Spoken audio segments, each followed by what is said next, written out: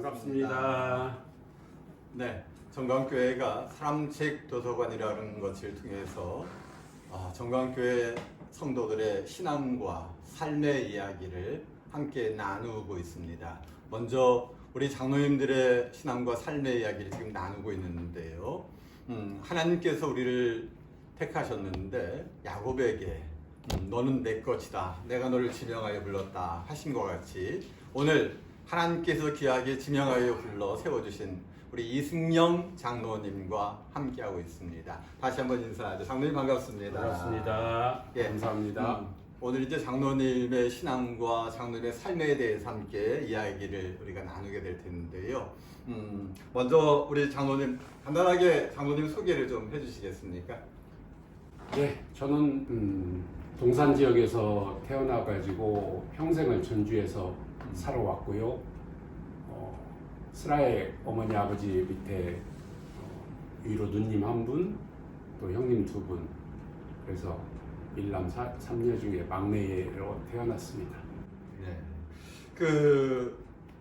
전주에 이제 계속 기고하시고 전주에서도 병원을 개업하시고 또 병원을 운영해 오셨는데요. 장로님의 신앙의 경력에 대해서 좀 우리 소개를 좀 해주실까요? 언제부터 어떤 동기로 신앙생활을 하게 되었는지. 네, 제가 아주 어렸을 때 저희 할머니가 동산 제일교회를 다니셨다고 하더라고요. 우리 정광교회 전신이죠. 네, 그렇죠.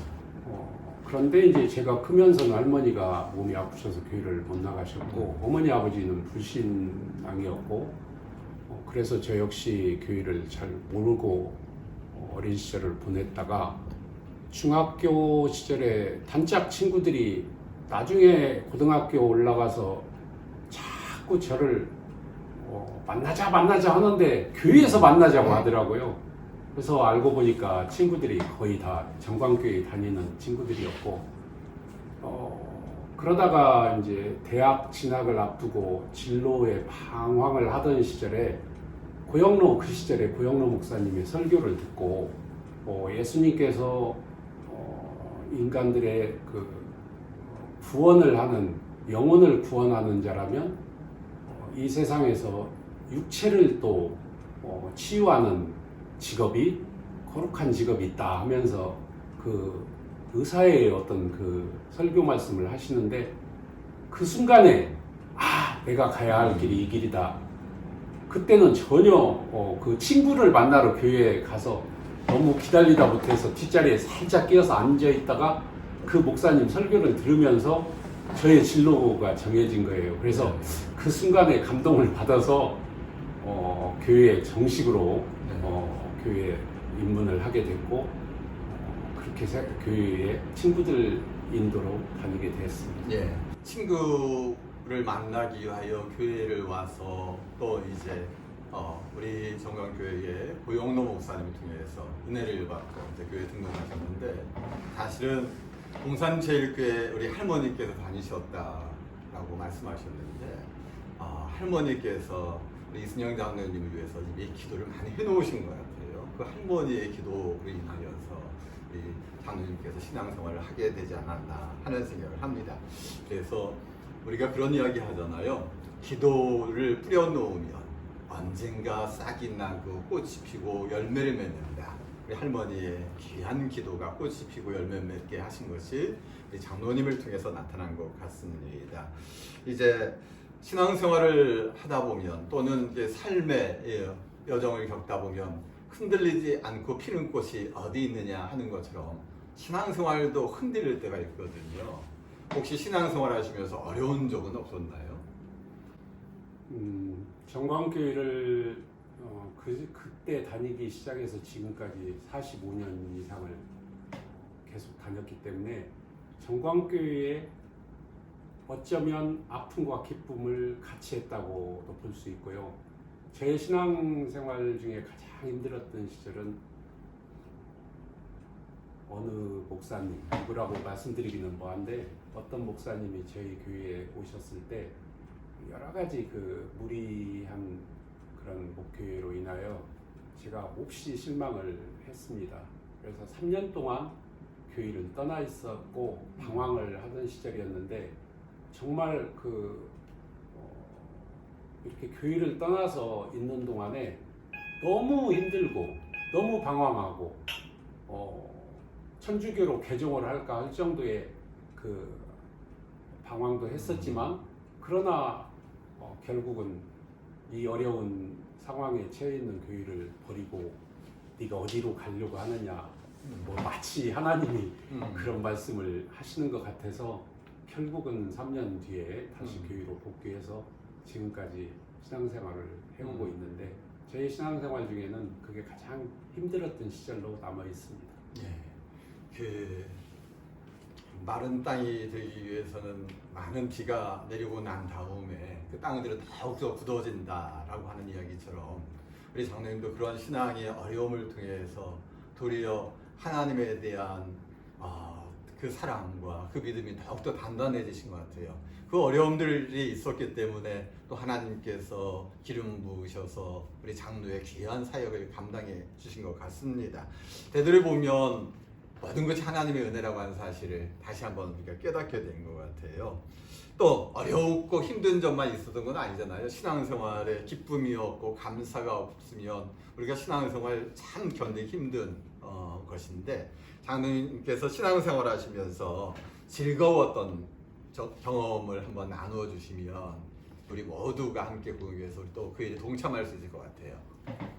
저는 뭐 하나님을 섬기고 백그라운드로 하나님을 모시고 있음으로 해서 기쁘지 않는 순간이 없었고 늘 기쁨이 있지만 정말 저에게 기쁨은 하나님께 찬양하는 것만큼 기쁜 일이 없는 것 같습니다. 그래서 그 시절 고등학교에 교회에 가자마자 1년 만에 성가대에 앉게 됐고 중간에 성가대 지휘자라든가 성가대 대장을 맡으면서도 하나님 사역을 정말 기쁘게 했고 저는 흰머리가 나서 목소리가 나오지 않을 때까지도 찬양단에서 하나님을 찬양하겠다 이런 각오로 해왔는데 요즘 코로나 때문에 찬양을 하다 못하다 보니까 정말 힘들더라고요.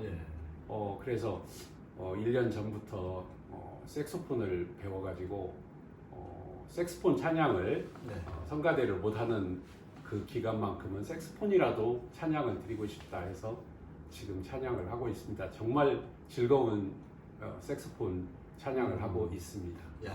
그래요. 어떻게든 하나님을 좀 찬양하는 일에 앞장서시고 또 방법을 우리 내오신 우리 장로님 감사하고 하나님께 또 영광을 올려드립니다. 우리 장로님 그렇게 우리 매월 첫째 주에 우리 색소폰을 통해서 우리 교우들에게 은혜를 나누고 하나님께 영광을 돌리고 있는데 이 시간 우리 장로님 좋아하시던 찬송 하나를 색소폰으로 좀 잠깐 들려줄 수 있을까요? 여러 가지 은혜로운 찬양이 있는데요.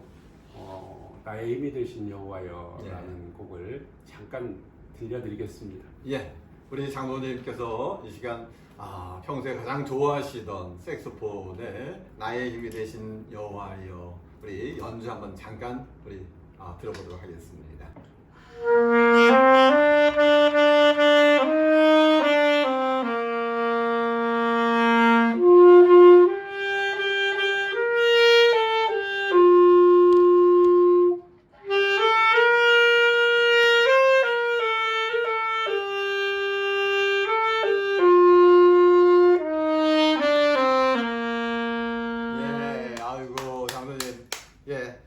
갑작스럽게 부탁을 했음에도 불구하고 이렇게 귀하게 연주해 주셔서 감사를 드립니다. 나의 힘이 되신 여호와여 내가 주님을 사랑합니다. 우리 장로님의 신앙의 고백인 것 같아요. 이제 우리 장로님께서 의사로서 환우들을 섬기는 귀한 사역들을 오랫동안 해오셨는데요. 우리 혹시 의사로서 이렇게 환우들을 섬기면서 재미있었던 이야기가 있을까요? 예전에 팔복중앙원에서 병원을 할 때에 어느 젊은 남편이 아내를 아주 많이 폭행을 했어요. 가정폭력이 심했군요. 그래서 다음 날 와이프를 데리고 와서 저한테 하는 말이 이 사람이 다른 남자의 아이를 가졌다. 이걸 어떻게 했으면 좋겠느냐. 그래서 들어보니까 남자가 이 예비군 훈련을 받을 때 이 정관을 수술을 받은 거예요. 그런데 그러고 나서 한 6개월이 지난 뒤인데 아내가 임신을 한 거죠. 예. 그래서 제가 약간 미신적인 게 있어서 남편 보고 그 정자를 좀 받아주시오 해서 현미경으로 봤는데 정말 놀랄 만한 일이 벌어진 거죠. 그래서 그 남편을 불러서 이리 들어오시오. 당신 정자입니다 하고 딱 보여줬는데 현미경 안에 정자가 막 수없이 뛰어놀고 있는 거예요. 그래서 당신 그 예비군 훈련 받으면서 묶었던 실이 풀어진 거다. 네. 그래서 이거 당신 아이다. 네. 당신 자식이다. 그리고 아주 혼냈더니 그 이제 여자는 막 기고만장해지고 남편은 막 와이프한테 미안하게 됐다 뭐 이렇게 하고 갔는데 한 1년쯤 된 뒤에 아이가 감기에 걸렸다고 아기를 보듬고 왔더라고요. 그래서 보니까 그 부부인 거예요. 그러면서 아들을 낳았다는 거예요. 그래서 그런 일이 있었는데 그 사건도 우스꽝스러웠지만 의사로서 예. 그 부부의 어떤 심각한 부분이 의사가 이제 어떤 그 해결을 해준 거나 다름없어서 지금도 그 과거의 시절에 하나의 즐거운 에피소드로 남아 있습니다. 예. 그래요. 참 예전에 예비군 훈련 받으면 우리가 정관 수술 하게 되어지면 일찍 집에 보내주고 예. 그런 것 때문에 그런 또 웃지 못할 또 일도 있었는데요.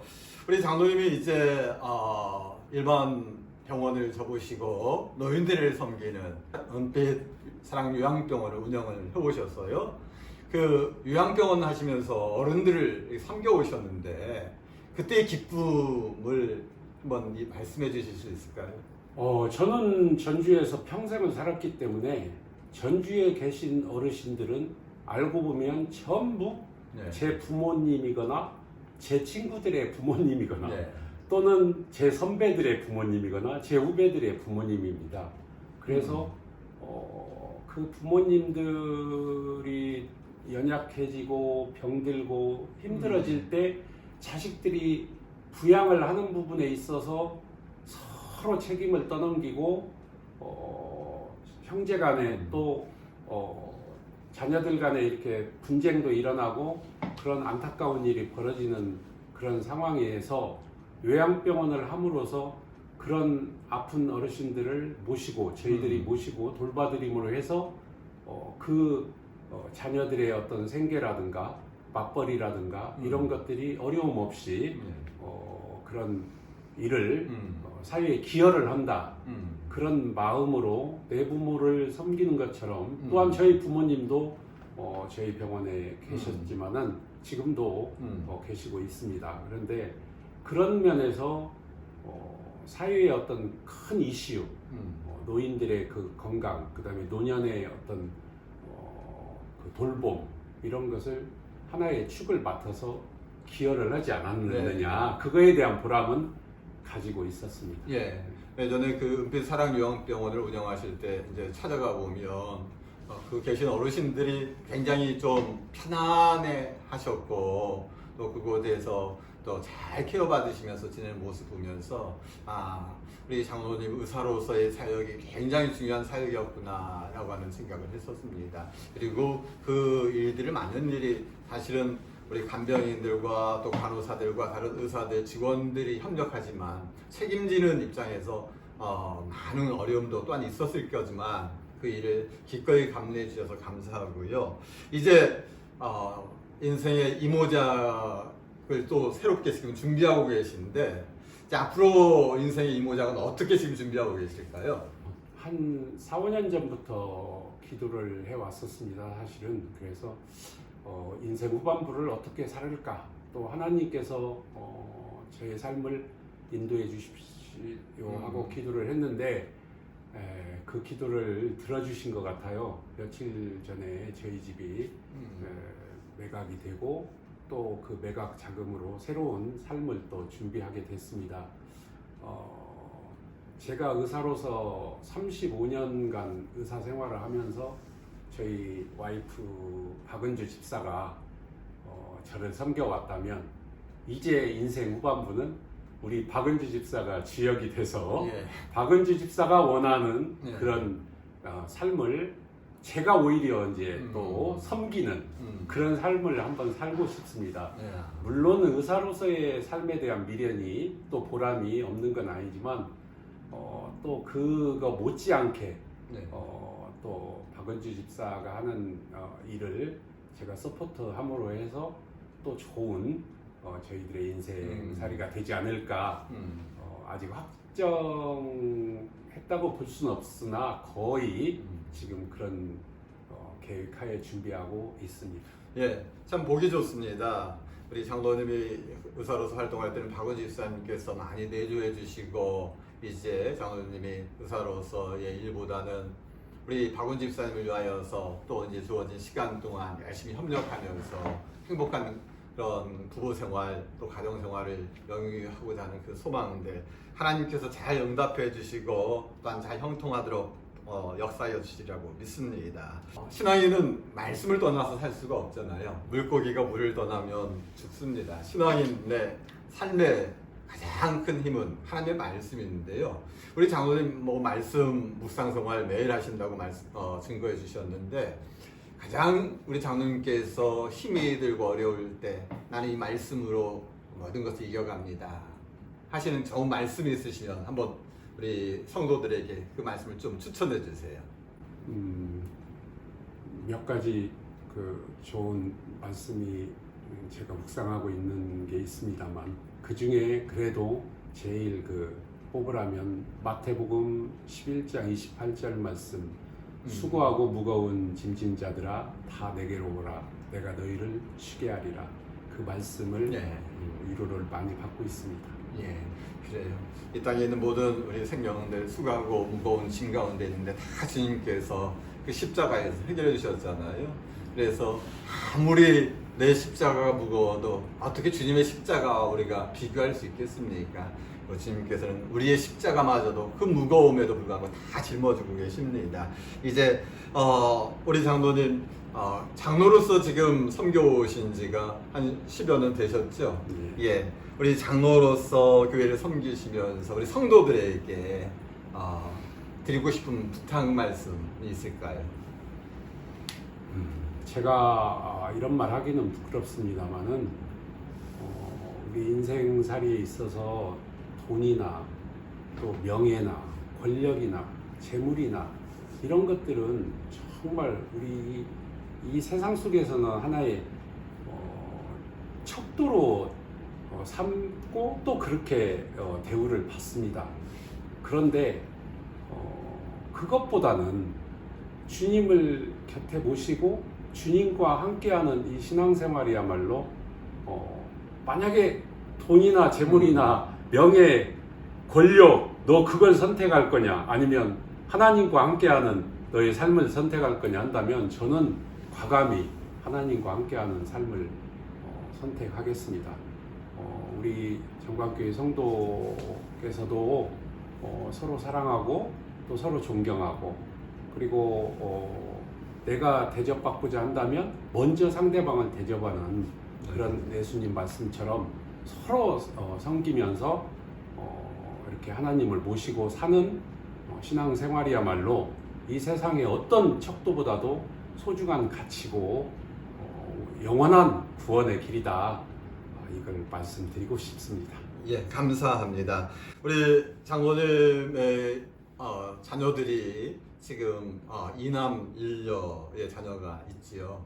우리 큰 딸이 지금 먼 캐나다에 지금 나가 있는데 우리 먼 캐나다에 있는 우리 큰 딸에게 그리고 광주에서 귀한 사업 감당하고 있는 우리 둘째 아들 한성이에게 그리고 예수님께 특별히 사랑하셨던 그 요한처럼 아들 이름이 요한인데요. 그 요한이에게 세 자녀에게 꼭 들려주고 싶은 말씀 있을까요?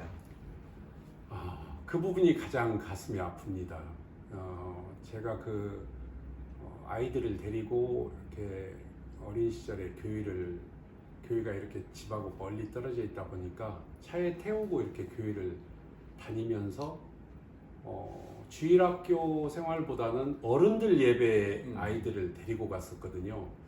그러다 보니까 아이들이 이 신앙을 이렇게 잘 양육을 받지 못한 것 같습니다. 그래서 지금도 하나님을 부정하진 않지만 하나님과 하는 신앙생활을 하지 못하고 있는 것 같아서 저희들도 늘 기도를 하고 있는데 우리 사랑하는 연우, 한성이, 요한이 아빠로서 정말 간절히 바라는데 너희들이 하나님 말씀을 영접하고 또 유아세례까지 받았으니까 너희들은 이미 하나님의 자녀이고 그래서 앞으로 너희들이 신앙생활을 다시 예전처럼 열심히 해주기를 아버지로서 부탁한다는 말을 전해주고 싶습니다. 네. 할머니의 그 교회를 섬기시던 모습 기억하시잖아요. 그래서 장로님께서 나중에 교회를 나오셨던 것처럼 우리 장로님이 그 간절하신데요. 그 마음 우리 자녀들이 분명히 다 기억하고 있을 겁니다. 하나님께서 또 때가 되시면 요놈 이리 와라고 붙잡아 가실 테니까요. 우리가 할 수 있는 일은 하나님 앞에 맡기고 다만 기도할 일이 가장 우리가 할 일인 것 같아요. 이제 마지막으로 우리 박원 집사님과 함께 참 행복하게 사시는 것 같은데요. 우리 박원 집사님에게 하시고 싶은 말씀이 있을까요? 우리 박은주 집사는 저한테 시집 와서 마음고생, 몸고생 정말 고생 많이 했습니다. 제가 젊었을 때는 집사람이 그렇게 힘들게 살고 있는지를 몰랐어요. 왜냐하면 저는 환자 보는 데 집중을 했고 제 또 그 병원을 또 잘 이끌어오는 데 집중을 했기 때문에 의사 부인 됐으면 됐지 않아? 뭐 이런 교만도 있었고 그런데 지금 이제 이렇게 쉬는 동안에 또 나이를 먹고 보니까 젊었을 때부터 박은주 집사가 얼마나 저와 같이 살면서 힘들고 마음고생을 많이 했을까 이런 생각을 합니다. 정말 절감을 하고 있고요. 그래서 요즘은 내가 이제 박은주 집사를 모시고 살아야 되겠다. 섬겨야 되겠다. 이런 생각을 하는데 그래도 가끔 또 순간순간 또 말의 어떤 폭력 또 그 섭섭하게 하기도 하고 뭐 이래서 또 마음을 아프게 하고 있습니다. 그러나 박은주 집사님은 제가 분명히 말하지만 영원히 사랑하고 죽을 때까지 박은주 집사를 사랑합니다. 그래서 제 마음을 잘 알아주셨으면 감사하겠습니다. 영원히 사랑한다. 참 마음에 감동이 옵니다. 우리 그만큼 이제 박은주 집사님 사랑하신다라고 하는 표현인데요. 그 마음 변치 마시고 우리 아까 이제 인생의 이모작 새롭게 준비하신다라고 했는데 박은주 집사님과 함께 기도하시면서 꿈꾸는 일들이 하나님 안에서 아름답게 이루어지기를 원합니다. 오늘 어려운 중에 이렇게 시간 내주셔서 함께 신앙과 삶의 이야기 나눌 수 있어서 감사하고요. 하나님께서 이승영 장로님, 박은주 집사님, 그리고 우리 캐나다에 있는 연우, 그리고 한성이, 요한이 자녀들에게까지 축복이 함께하기를 언제나 기도하겠습니다. 감사합니다.